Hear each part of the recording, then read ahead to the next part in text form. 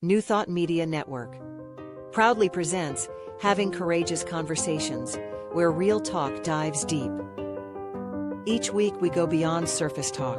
We open our hearts, speak our truths, and dive into the stories that shape us. No scripts, no filters, just powerful, unforgettable conversations about life, purpose, healing, and truth. Join the conversation, because your voice belongs here. Please like, share, and subscribe. Check out our YouTube channel at Having Courageous Conversations or email us at yourshowyourvoice@gmail.com. Now, let's have a courageous conversation.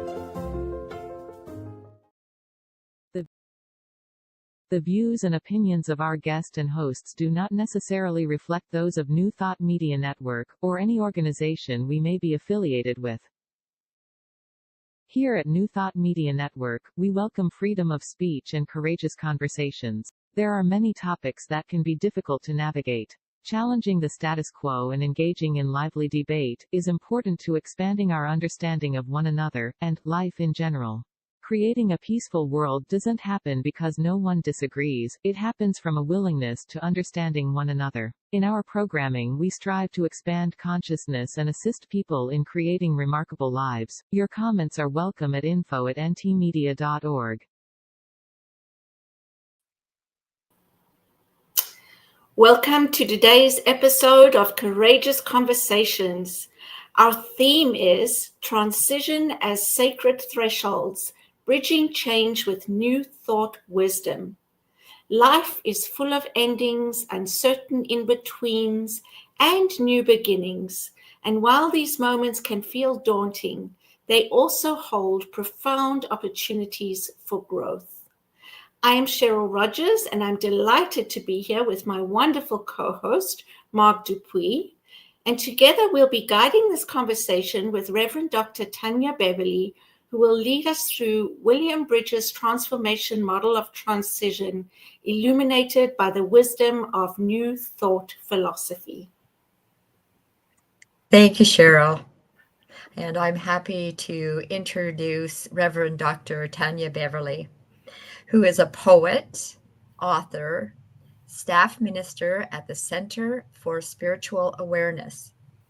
She leads the African American Suicide Prevention Project and facilitates safe Black space healing circles.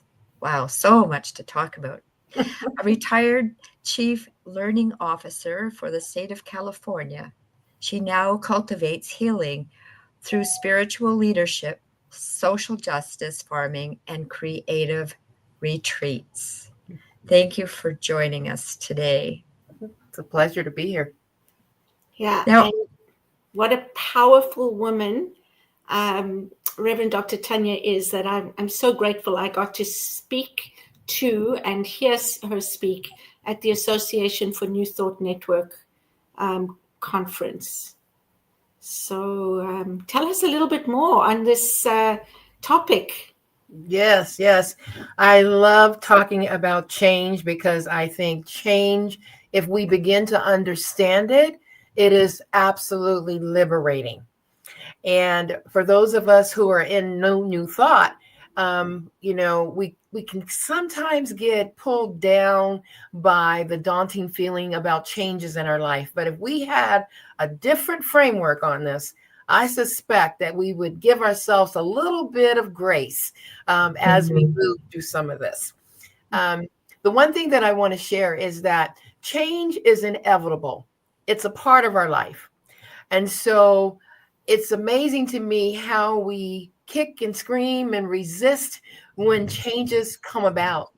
And if we could just put a different frame on it, I think it would help us to move through that process. And what I call, we get through it because we're soldiers. We're going to get through the change. But I also find that we're like the walking wounded when we get to the other side. Mm-hmm. So we can choose how we get through changes. Change is going to happen with us or without us. Mm-hmm. And I was introduced to Dr. William Bridges many years ago. My background is in organizational development. And so I had a major downsizing effort where I had 13,000 employees that we had to move from a manual system to an automated system and call centers. And folks were resisting and kicking and screaming. And when I became certified in this training, I got a chance to sit with Dr. Bridges. And he shared a profound story with me about how he even developed this model that I'm going to share with you. His background, he's an organizational development psychologist. He's a professor at Mills College. And he's working with Silicon Valley, and they're doing downsizing and all of these efforts and laying off people. And so he was using his organizational psychology background in helping these organizations. Well, his wife was sick and received a diagnosis of terminal cancer. So he decided to take a sabbatical. So during his time with her, he realized that the same stages that people in organizations went through, he found himself personally going through it with the news about his wife. Mm-hmm. Now, she received this diagnosis. She wasn't going to pass away the next day, but his response to this information is where the model comes from. Wow. And so he believed that, once you hear information about a change, even if the change is a year away, 2 years away, we immediately start processing.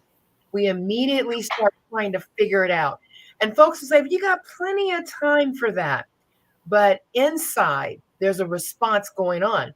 So he has this theory that when we're hit with a change is a two-part process. It's a change that you can see on the calendar, that on this day, this is going to happen.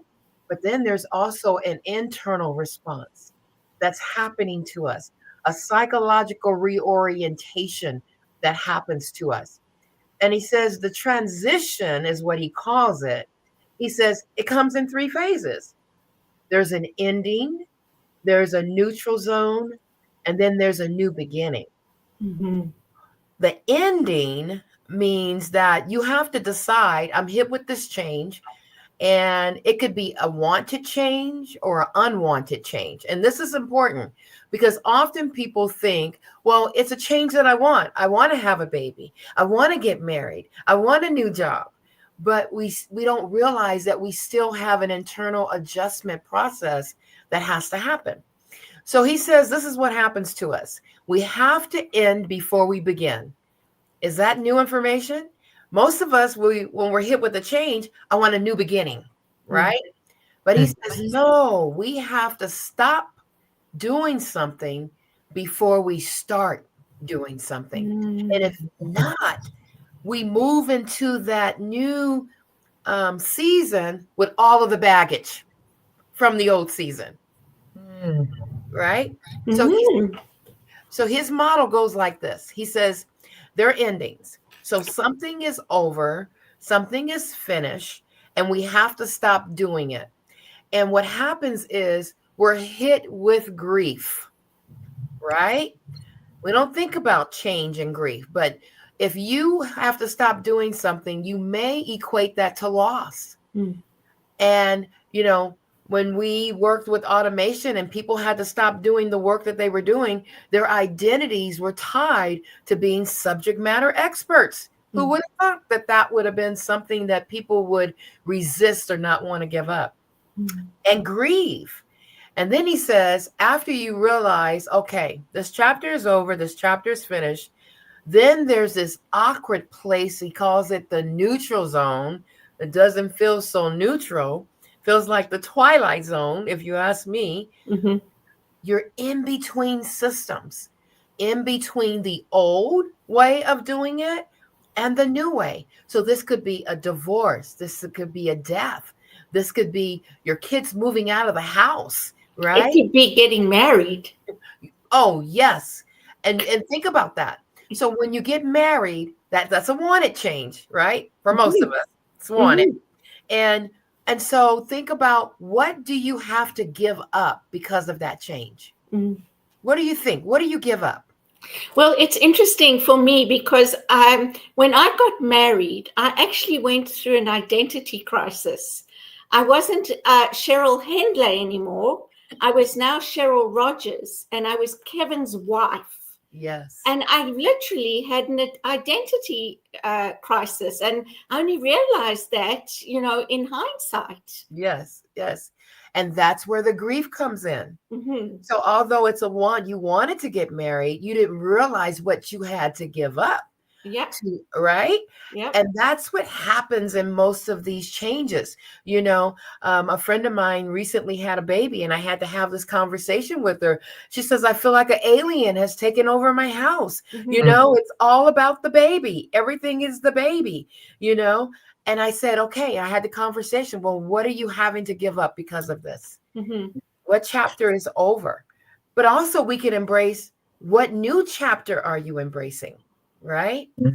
Yeah. And so I'm thinking, Cheryl, that when you got married, you probably went through an awkward time where you were in between worlds, Mm-hmm. right? Your old identity and this new one's not quite formed yet.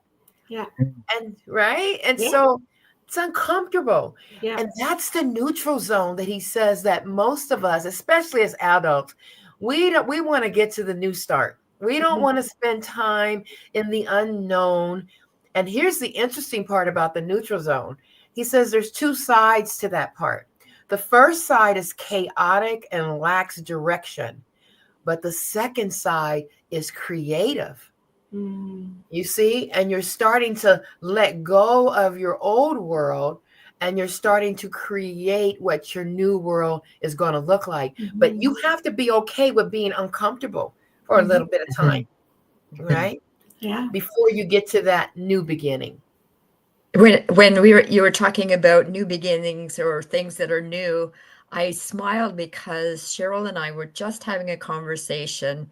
On Sunday, she spoke, and she brought the service together in a new format. So she had about a 10-15 minute talk, and then she invited conversation from those that were there. And I think it was amazing.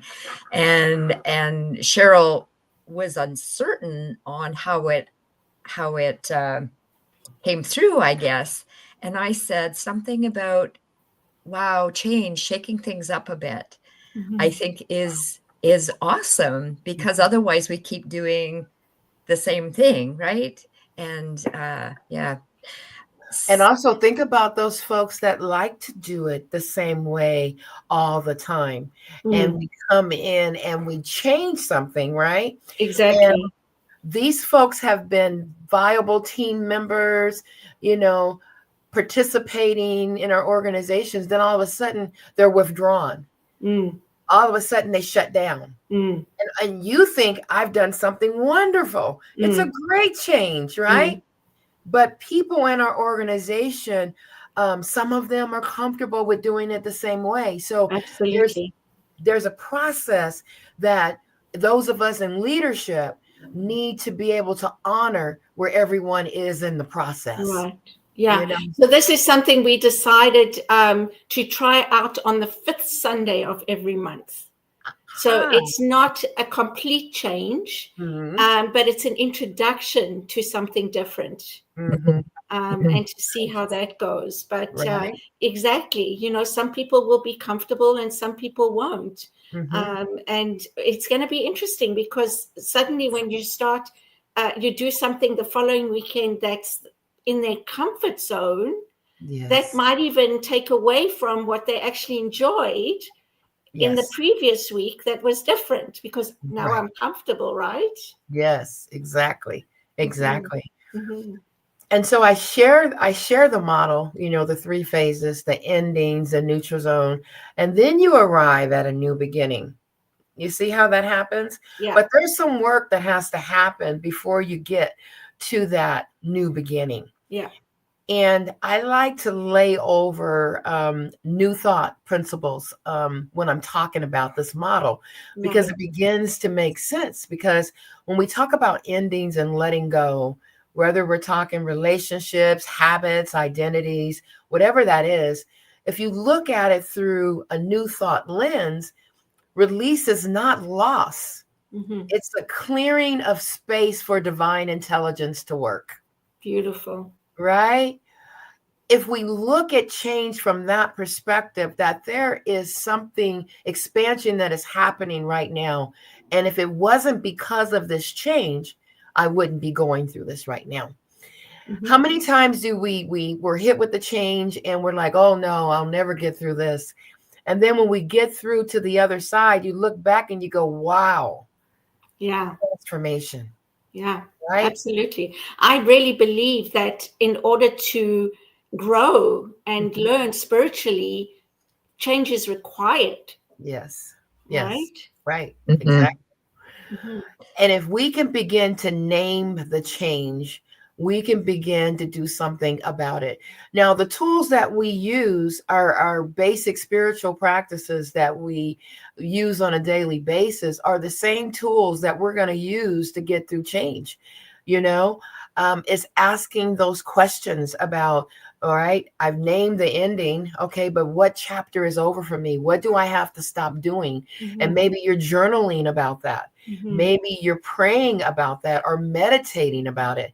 Or how about developing a vision board for what this new beginning is going to look like for yourself? Often when I find myself in difficult changes, I'm a cancer survivor, and I found myself having to self-medicate with this model. I had to use things like affirmations because I used to call my spiritual practitioner and go, remind me of my truth because I can't remember today, And with affirmations and affirmative prayer, it kept me in the consciousness, and I had to do it daily, so that I didn't get caught up in my illness and in the process. And so I was able to move through that, that process. Right. So is that what you would call positive thinking, or is Absolutely. And it's difficult to have positive thoughts when you're faced with challenging events. And what you'll find is that it's a point of focus, because if not, you're going to spiral down and you're going to get caught. And what happens is we get more of what we don't want. Right? So why not be in control of my destiny by using my spiritual practices, using those tools that will support me through this difficult time? I think we forget about those tools. There's a death of a loved one, a divorce.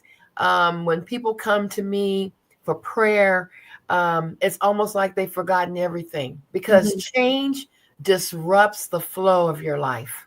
Right. Knocks you off your game. Yes. So to be reminded that, you know what, you can get back on even ground by using your spiritual practices to get you through these difficult times. And I would suggest, by what you just said, when somebody comes to you in a time of challenge, distress, that you wouldn't use the words, oh, think positive.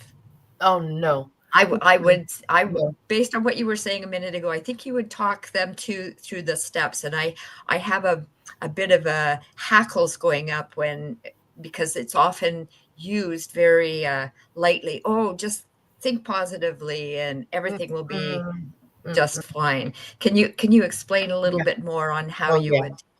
Oh, absolutely. I would not start telling folks, use the power of thought and take yourself and pull yourself up by your bootstraps. I would have a conversation about, because of this change, what do you think is ending for you? What chapter do you think is over? What do you have to stop doing because of this change? It's coming from the heart. You wouldn't want someone to clobber you with think positive, because we have to honor where people are. And this person is in pain. They're grieving. And so the last thing that you want to do is be a metaphysical bobblehead, right? And do spiritual bypass on them.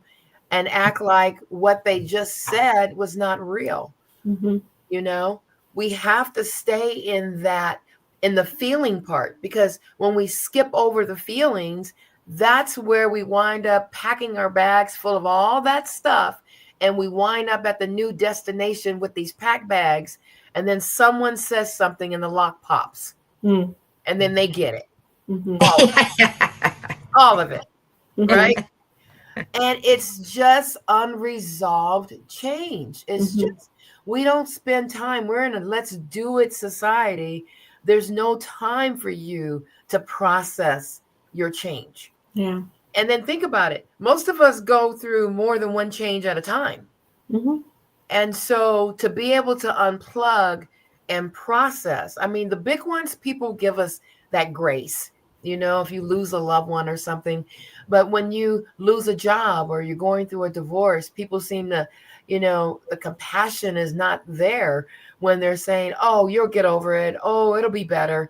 You know, it's like, no, we need to meet people where they are. Yeah, I agree. I think people that say that are, and I used to be one of them, they're actually trying to make themselves feel better. Right? It's not about the other person. It's dealing with the discomfort that they're feeling about what the other person is going through. Absolutely. Yeah. Absolutely. And but some of us, you know, especially in New Thought, you know, we don't want to have to deal with negativity. Well, the perception of it. Well, can we reframe that? Maybe it's not negativity. Maybe it is just another experience in our life, and that we need to allow it to unfold. Yes. You know, what is this time teaching me? You know, I remember lighting a candle and writing in my journal, and writing affirmations like, I bless what has been and I release it with gratitude. Right? And opening myself up to what I didn't know what the new was going to be. I didn't know, you know, if I was going to get the word that I was cancer free, and I did, and I feel really blessed because of it.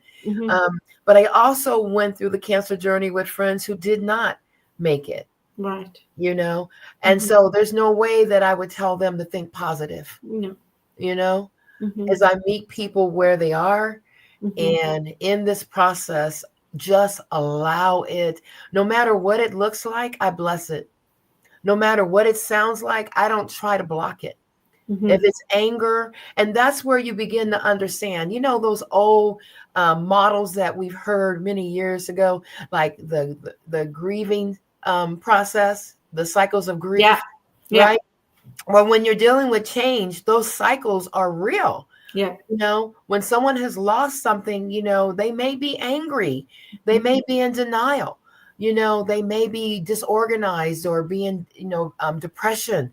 And so it's to basically to be able to be savvy enough, especially if I'm a leader in an organization, to understand those models like Maslow's hierarchy of human need. You know, the bottom of the rung is safety and security, and most people are right down at the bottom.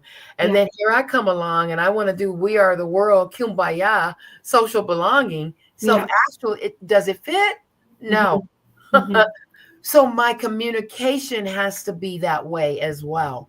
If someone is worried about security because of a change, I need to talk about that with them. Not trying to pull them up and rise above it. They're not ready for that. And so the gift of allowing is real when we're talking about change. So you can see that if we begin to understand for ourselves and those around us, that there is a process, an adjustment process that we go through, then we allow more grace in the conversation and not judging that someone's taking too long to get through that change. You know, but if we know that grief is a part of it, maybe we will, you know, can open up our hearts a little bit. Yeah. And everybody grieves differently, right? So it's the same thing. Everybody's going to handle change differently. Yes. So it's really giving them the space to do that, and just being there for whatever it is that they need in the moment. Absolutely. And I think we forget, well, what would you like someone to do for you if you were in this position? You wouldn't want them to do a spiritual bypass. Oh, You know, absolutely. Yeah. you would want them to be present. Mm-hmm. You would want them to listen and to open up their heart, Mm-hmm. basically, and start there, Yeah. right? So I think that when we're dealing with changes and the world around us is full of constant change, we have change hitting us all over the place. And so just imagine that you're hit with one change and then you're hit with another one and then another one. We're running on a transition deficit. Most of us don't have time to process all the changes. I mean, to do it fully, there's no grace in with that. It's like you're hit with another one and you got to pull it together and you got to keep it moving. Right. And if you understand that, because I do this with myself, I'll go, Tynya, sounds like you're grieving a little bit. Are you hanging on to something? What do you need to let go of, Tynya, because of this change? So we're talking about acknowledging, first of all, the change and that something is coming to an end. And then really being introspective about what that means for me going through this change. What does it mean? What's coming to an end? However you want to do that, whether it's journaling or speaking to somebody or whatever works for you. And then recognizing that there is that grief process, which is basically letting go, right? And so how do I let go in a way that allows me to feel what I'm feeling and to honor that? And then now let's talk about new beginnings. Right.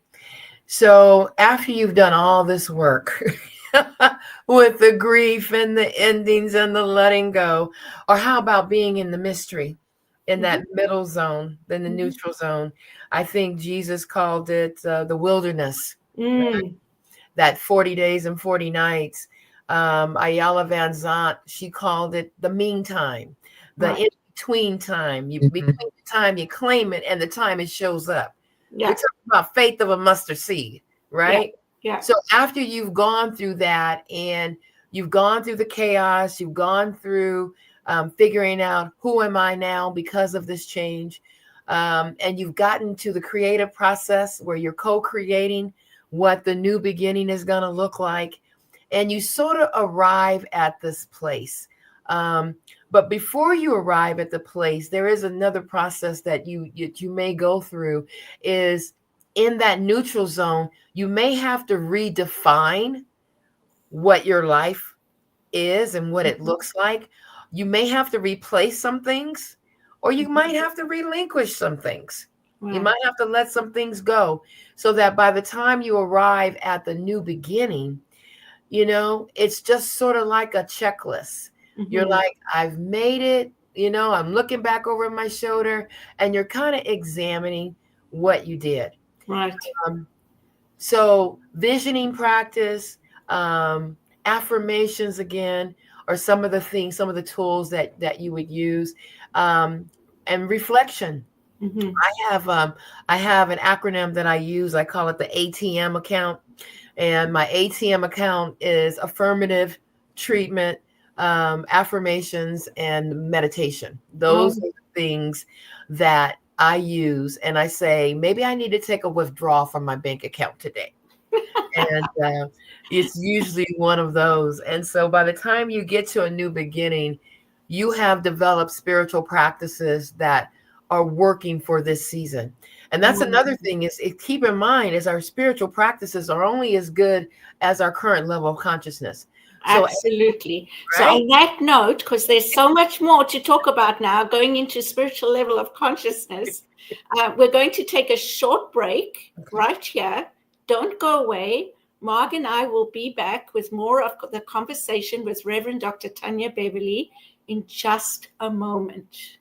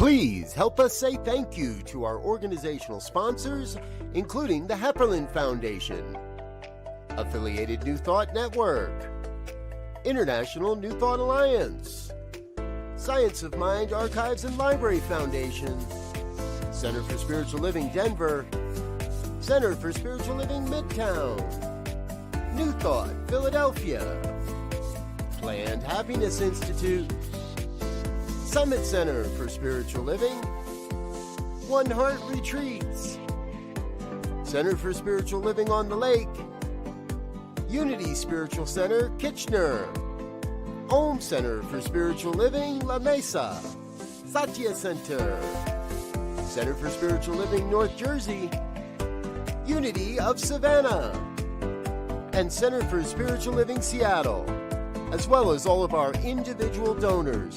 Thank you for making New Thought Media Network a place to be. Please come be you. And remember, like, share, and subscribe. New Thought Media Network, positively inspiring.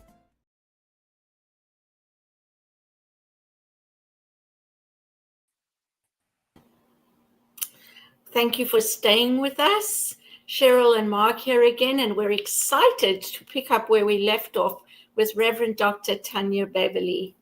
What we were sort of just going into, I think, a slightly different topic, but still relevant. Mm-hmm. And what I just want to acknowledge is that we spoke about, the change, the acknowledgement, the recognizing the ending, what it means for you, and the grief process. And then also what I heard was from there, there's steps to take, to plan and to put into place and into action, however it is you are looking at your new beginning. Mm-hmm. Absolutely. Before you answer that, I just had a question. I think it'll flow into what Cheryl is asking.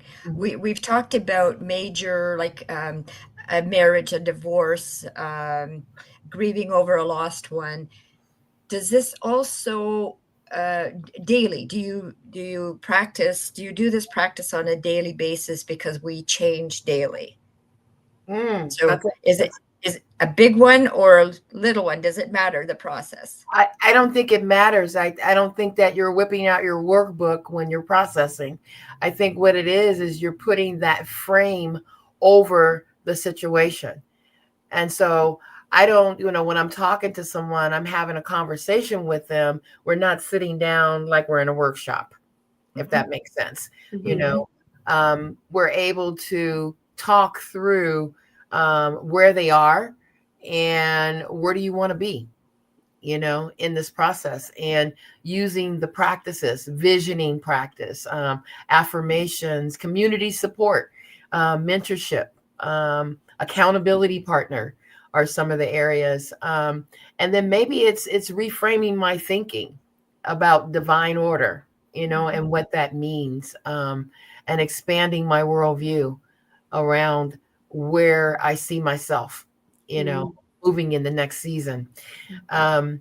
With the model, I think what it does for me is you could lose your keys, lose your wallet, and still have to go through this adjustment process. It doesn't matter how small the change is. Right. And your question is, do I do this every single day? No, usually when I'm hit with a change that has derailed or is stopping me from moving forward, it's robbing me of my joy, then it's time for me to sit down and think about this. Okay, what is this that I'm resisting? Because most of us don't resist change. Is what we have to give up because of the change. Where the resistance comes in, Right. So I sell my house, and I want to sell my house, but the grief comes about because I'm going to miss my neighbor. Mm-hmm. I'm going to miss the familiarity in my neighborhood. Mm-hmm. The postal carrier, my doctor, my cleaners. Mm-hmm. Those are the things that we resist giving up, not the change, the big change, because most of us are soldiers and we're pretty good at managing change. But the subtleties of change, what Dr. Bridges calls transition is the piece that most of us don't manage. Mhm. So if it's still causing me grief, if losing my cell phone is still causing me grief, I need to sit down and process that. Right. I need to work on that. If is this a bleep on the screen and I keep it moving, then, I think I said earlier that when I find myself in those places, I ask myself those questions. Oh, Tynya, you seem like you're a little discombobulated. What's going on? You were hit with that change. And so what did you have to give up because of that change? Oh, my friendships. Oh, I'm angry right now. And I can giving myself a little grace. I'm pissed off right now. And it's okay to be in that. Yeah. And that's what the model has done for me. It has allowed me to be real with my feelings and to check in and have a place to process that it's okay to have these feelings. Yeah. And that's a big one, right? In the society we've grown up in and the way we've been conditioned, we tend to judge our feelings, to criticize ourselves for them. And so it's really about really coming to that understanding that what I'm going through, it's natural to have these feelings and it's okay to have these feelings. And I need to feel them to release them. Yes. Right. Yes. To just push them down is going to create something that's maybe going to burst and come out somewhere else further down the line. Yes. Yes. We have to remember that change is not a disruption. It's a call to action. And transition is the teacher, because we're being summoned to rise with sacred defiance, Oh, I love that. Right? Yeah. Because it's like I'm challenging, like you say, doing something different every fifth Sunday. That's creating an environment that's allowing your community to know that on this particular day, it's going to be something different. And that's preparing people to embrace what this newness, instead of resisting it, they open up. So being able to communicate to people, I have, when I'm communicating something new to people, I call it the 4 Ps. And I need to tell you the purpose. Okay. I need to paint the picture of what it's going to look like. I need to tell you what the plan is. And then I need to tell you what your part is. So as soon as I can tell you your part in this, then you can get on board, right? Yes. But think about it. We're always talking about the picture, the vision. If I can paint, I may not have the plan, but I can say, this is what the vision is for this. Then maybe people can hang in there a little bit longer until I can get the plan together, right? They'll give me some grace. Now, okay, I got the plan now, right? Here's the plan. And now here's your part in this. Beautiful. And I found that is a wonderful way to communicate difficult information. As a leader, I've got to move this organization forward, whether I want to move ahead or not. And I know there's going to be some resistance, but what I do is I take those baby steps and I begin to lay it out like I would want it laid out for me. Right. And then we wonder why people resist. It's not, it's what they have to give up. Now I'm not the subject matter expert anymore. You're changing the system. My identity has been changed. Right? So it's just a different way of looking at change. And I think if you look at it from this perspective, you give yourself a little more grace, in the process, and not so hard. You really should have yourself together by now, But when you think about, having to give up things that are important to you, like your identity, it's important. That story about the monks, that the woman that was on the riverbed that was crying, and 2 monks come along, and one of them, she says, I need to get across the river. And then one monk helps her across the river. And then the other monk is there talking to him. You shouldn't have carried her across the river. We have a vow of celibacy. You can't do this. You're not supposed to touch a woman, and the monk turns to the other monk and he says, my brother, I carried that woman across the river, but you still carry her.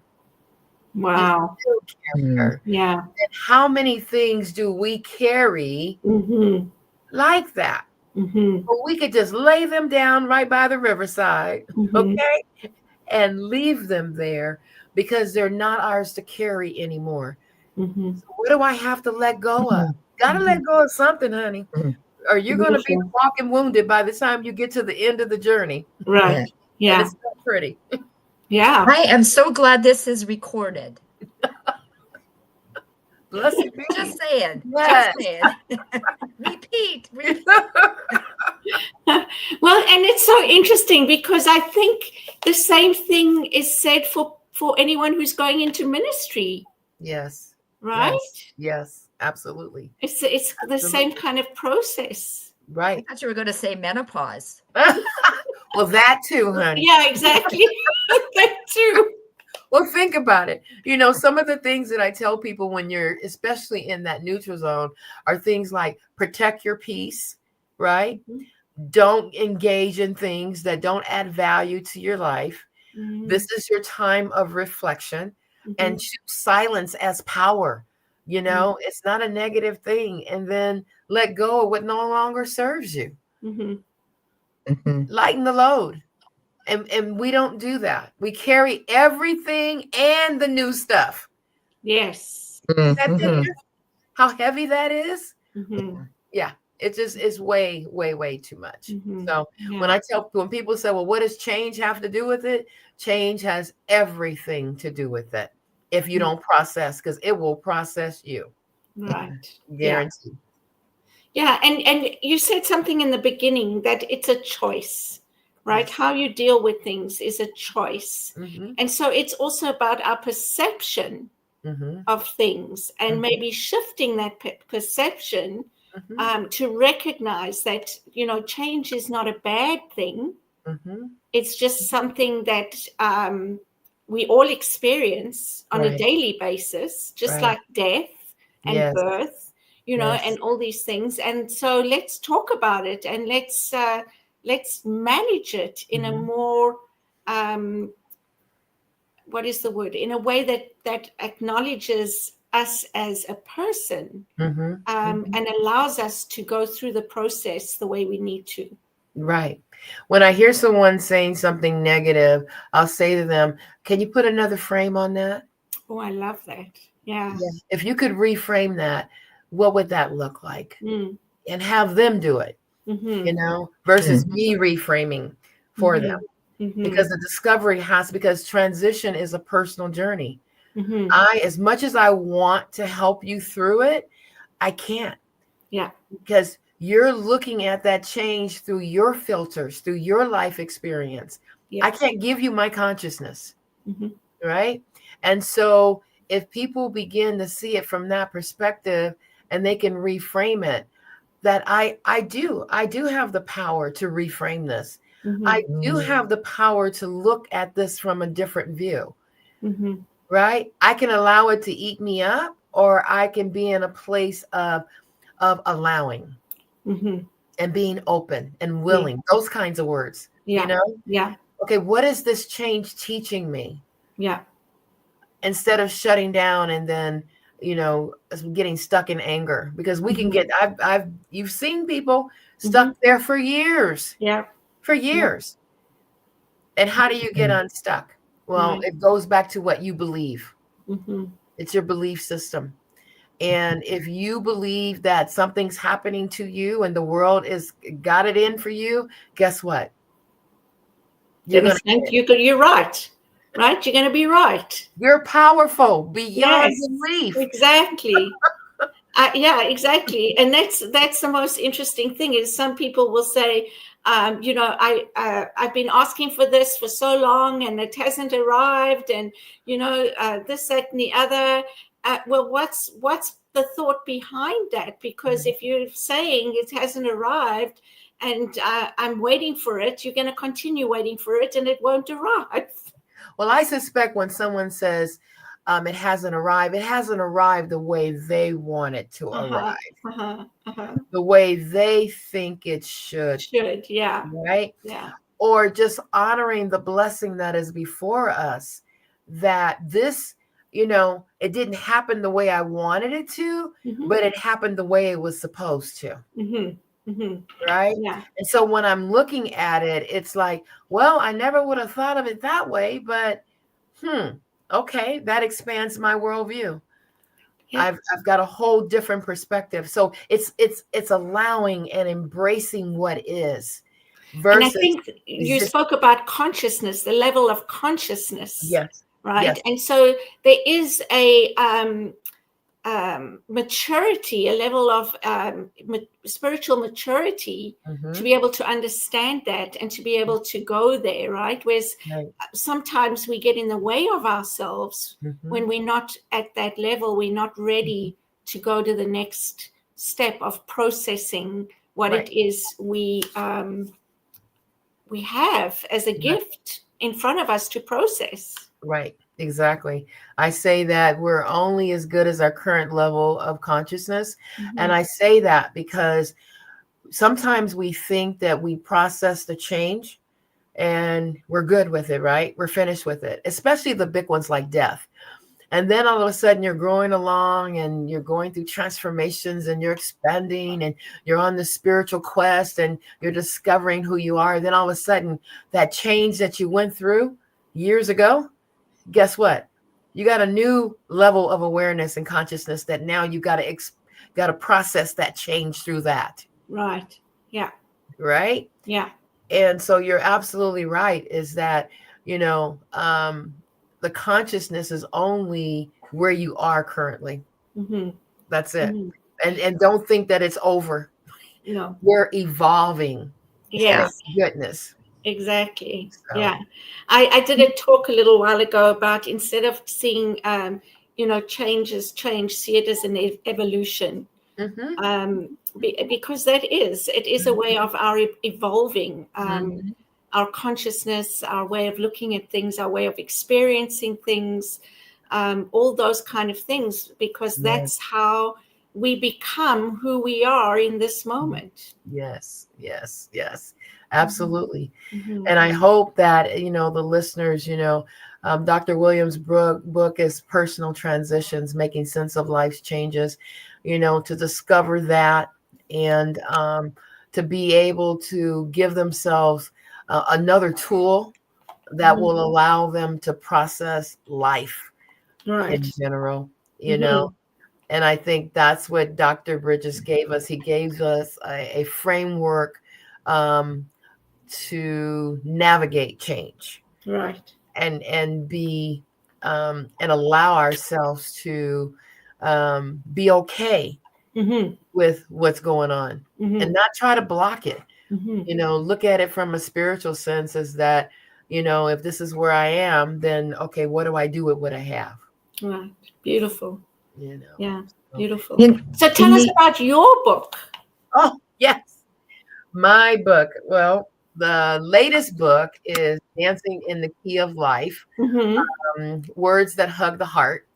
And it's a book that is a compilation of poetry and sort of sacred expressions is what I call them, lessons learned on my spiritual journey.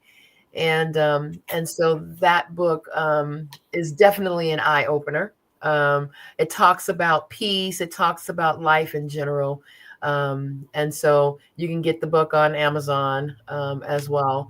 And then my next two books will be out in the next 2 weeks, actually. Wow. And so if you have my name, next week you'll be able to find my other two books.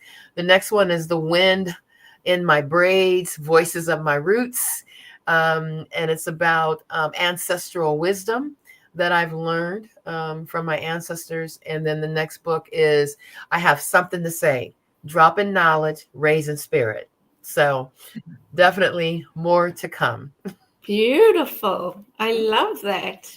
So is Dancing in the Key of Life, was that your first book? Yes, that was my first book. Okay. And now you've got the two others coming out. And they all sound so wonderful, like really different from each other. Yes. But so just enticing to read. Yes. To me, anyway. Right. Mhm. And then the next one will be Kwanzaa 365. So these are, what's interesting is that people said, how did you write all these books? So Mhm. they're all coming out like in a short period of time. Well, the books have been written for a long time. And it took my cancer journey to kind of shake me out of my perfectionism, Mhm. and to be able to release this and say, I want the world to hear. Mhm. I have something to say, and I'm not going to hoard it anymore, Mhm. because it was never perfect enough. It was never, it needs to be cleaner, pristine. No, it needs to be raw. It needs to be just as it is and tell the truth. Absolutely. So Yeah. that's how they kind of, and then my years of doing Kwanzaa, is my book has rituals and all kinds of historical references for people who want to know about Kwanzaa. And Kwanzaa was Dr. Maulana Karenga, founder of Kwanzaa, December 26th of 1966. And it came out of a need. I experienced the Watts riots. And so there was this disconnect from culture, from African culture for Mhm. Black people. And he went to Africa and he saw a harvest called the first fruits, where the village would honor the crops, they would honor their elders, they would honor the youth, and they did ritual around this. And he brought that back. He was a professor at Cal State Long Beach, and he brought that back. And it has been a tradition in my life, like I said, over almost 40 years now. And it's all about the gathering of community. You don't give, and it's the 26th through the 1st. So it's 7 days of celebration, Mhm. December 26th through January 1st. And Okay. each day you focus on a different principle, unity, self-determination, purpose, cooperative economics, and you light candles. It's called the Kanara. And so there's 3 red candles, 3 green candles, and 1 black candle. I saw that, and it's the same. It looks like a menorah. Yes, it's similar. Yeah, Except the very menorah has similar. 8, right? And Mhm. the Kwanzaa Kanara has 7. And 3 are red, that represents the struggle of Black people. The Mhm. green, it represents the future and the fertility of ideas for the future. And the black candle represents the Black community.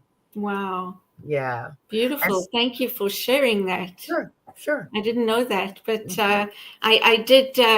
I was working on a year-end message, and I wanted to include all the celebrations. Mhm. And so that's where I saw that, and I was like, "Wow, is that really like the symbol?" And Right. it is, yeah.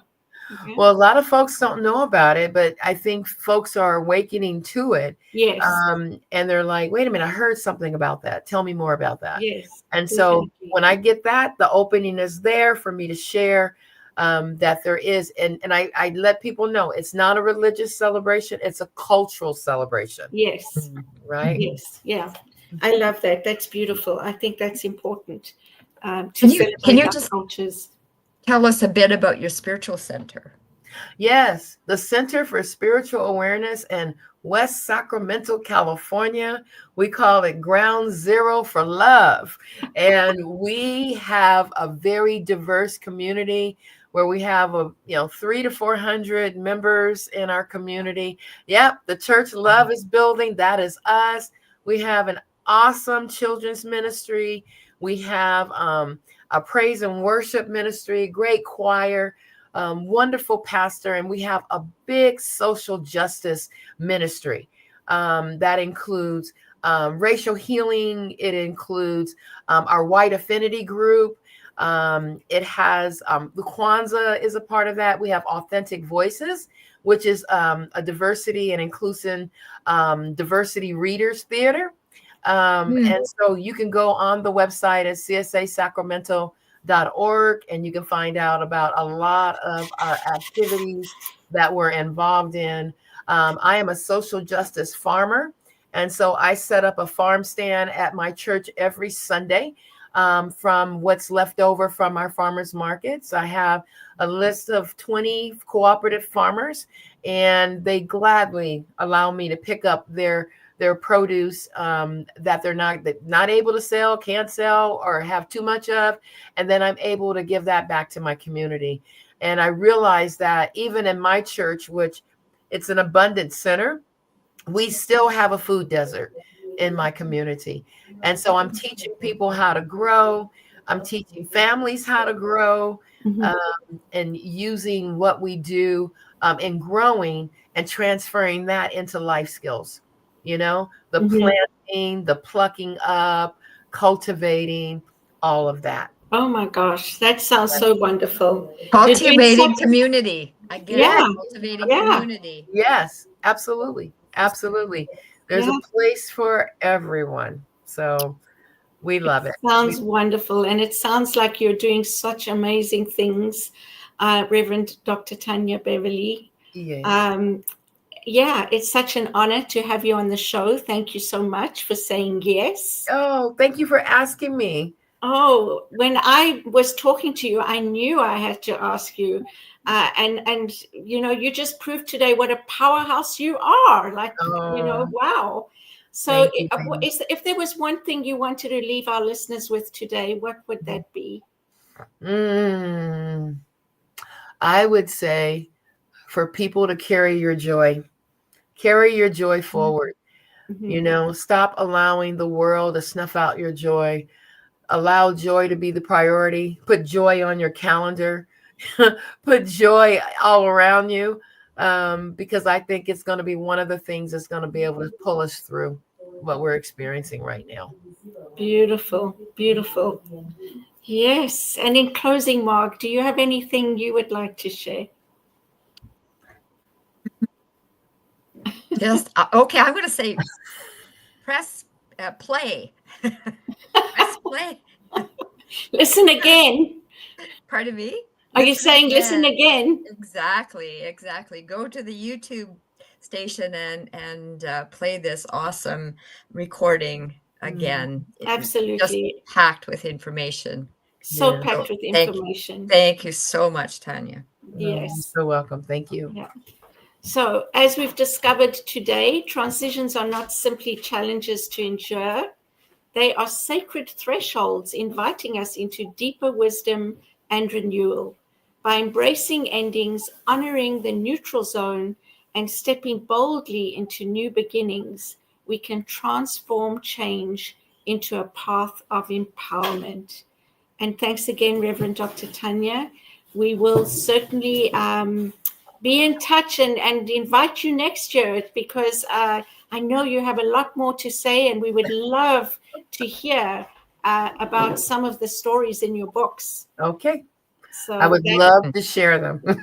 Thank you so much. All right. So everybody, please like, share, subscribe, and we will see you next Wednesday. Thank you for joining us.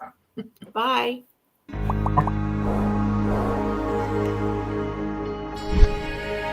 On behalf of everyone at New Thought Media Network, thank you for being a member of our virtual family. Your financial contributions help share the New Thought message with people from around the world. Please visit and contribute at www.ntmedia.org/donate. New Thought Media Network, come be you. And please like, share, and subscribe. Until next time.